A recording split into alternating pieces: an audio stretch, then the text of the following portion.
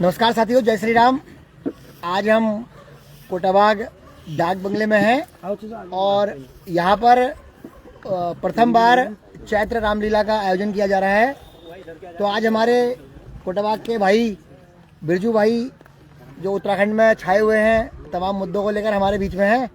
तो बिरजू भाई, आप ये श्री राम बारात में आपको चोट भी लगी है, आप फिर भी आए, भगवान राम की कृपा आप पर बनी हुई है, तो आप क्या कहना चाहेंगे? देखिए, सर्वप्रथम मैं सबसे पहले उत्तराखंड की और अपने कोटाबाग की मातृशक्ति, पितृशक्ति और उत्तराखंड के बच्चों को प्रणाम करना चाहता हूँ, बुजुर्गों को प्रणाम करना चाहता हूँ। ये मेरी मातृभूमि, जन्मभूमि है। यहाँ मैं पैदा हो रखा हूँ, यहाँ के बड़ों बुजुर्गों के साथ खेला हुआ व्यक्ति हूँ, उनका आशीर्वाद मुझे मिला है। यहीं एक बगल में स्कूल है, सरस्वती शिशु मंदिर, वहाँ मैंने 2 क्लास पढ़ा है, 7 और 8। 6 में मैंने राजकीय इंटर कॉलेज में पढ़ा है, जहाँ मैं गिरीश लेके पास हुआ था। गिरीश कहते हैं, गिरीश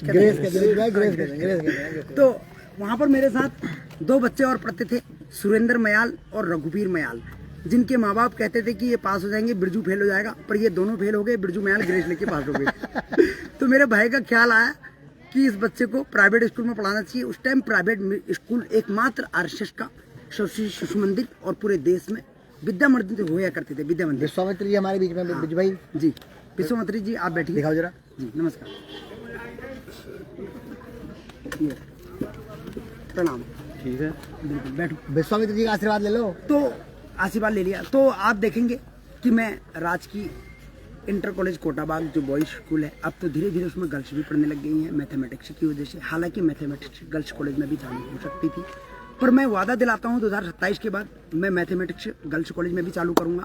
और वो राहुल पंत जी और जितने भी लोग यहाँ पर बैठे हैं, सबकी एकत्रित और सबके सहयोग से करूंगा। क्योंकि देखो, संगठन एक शक्ति होती है और एकत्रित एक शक्ति होती है। अकेले चना कभी भाड़ नहीं पड़ सकता, ऐसे ही पिटेगा मंडवे की तरह। ध्यान दीजिए।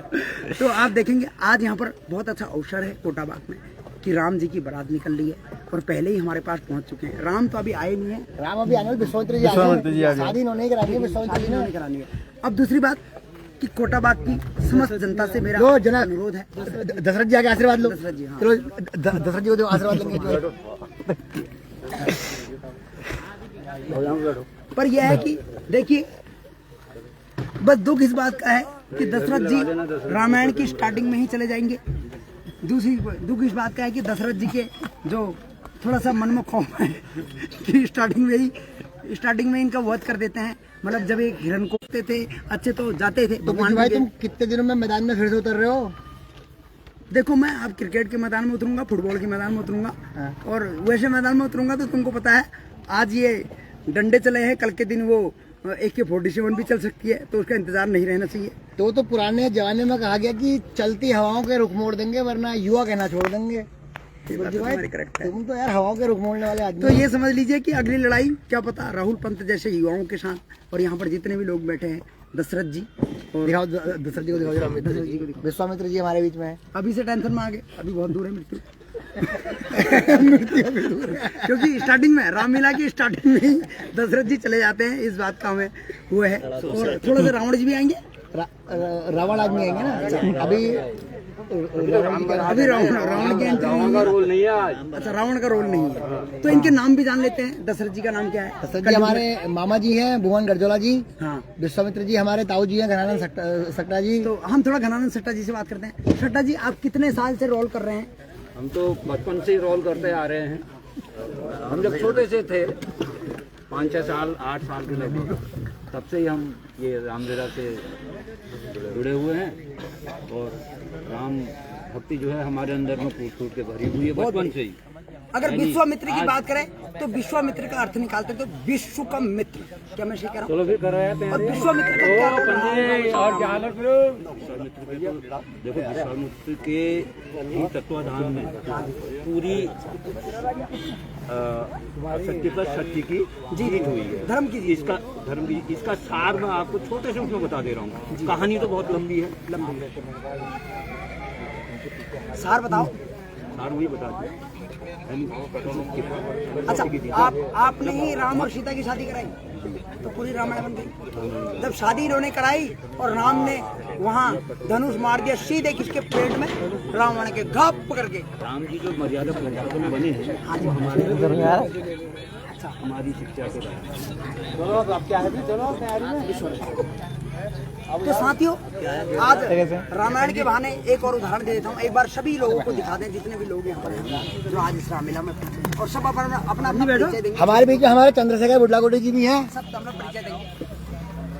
जितेंद्र बिश जी हमारे, नीरज बिश जी, राजेंद्र शुमाल जी वरिष्ठ उपाध्यक्ष हैं रामलीला कमेटी के, बबलू पांडे जी, महेश पंत जी, अपने दादी बिरजू महल जी, सत्ता जी, कंचन मन जी। तो बिरजू भाई और क्या कहना चाहोगे आप? तो साथियों तुम्हारे पैरों की चोटें क्या कह रही हैं? ये तो कहती रहेंगी, इनकी सुन कौन रहा है। मतलब तुम ये कह रहे हो कि अगर रास्ते की फिक्र करूंगा तो मंजिलें बुरा मान जाएंगी? बिल्कुल, जब कोटाबाग पहुंचा हूँ तो कहीं भी पहुंच सकता हूँ, क्योंकि मेरा मातृभूमि है, मेरी यहाँ पर पितृभूमि है, और हमारी ये शक्ति है, बुजुर्ग शक्ति। जब मैंने देखा ये एक छोटी सी दुकान है इनकी यहाँ पर हुआ करती थी, छोटी सी हुआ करती थी, तो जब मैं स्कूल के लिए निकलता था तो ये मैं कभी किनारे से, अरे बेटा चल सीधे रास्ते चल, ये कहते थे। तो ये भी एक प्रकार से मार्गदर्शन था, और कई बार इन्होंने भी टोका होगा, क्योंकि हम बच्चे थे, आज हमें याद है, ये सबसे बड़ी बात है। और रामायण देखिए, रामायण के बारे में अगर मैं बात कहूँ तो बहुत बड़ी बात हमको सिखाती है कि जब रामायण लड़ी गई थी, भालू देखेंगे, रीछ, सारे वानर मुनि सब एक हो गए, किसके लिए? रामायण के लिए, रामायण का युद्ध लड़ने के लिए। क्या हम मनुष्य एक नहीं? कुछ कहना चाहते हैं श्रीमान जी? महेश जी कुछ कहेंगे? ये मुन्ना दास से जरा बात करो। मुन्ना दास क्या कहना चाहोगे? तो साथियों लास्ट में इतना ही कहूँगा, अभी 40 मिनट रह चुके हैं यहाँ से, जब राम और सीता की माता। चलो जय श्री राम। जय श्री राम, जय पहाड़, जय पहाड़।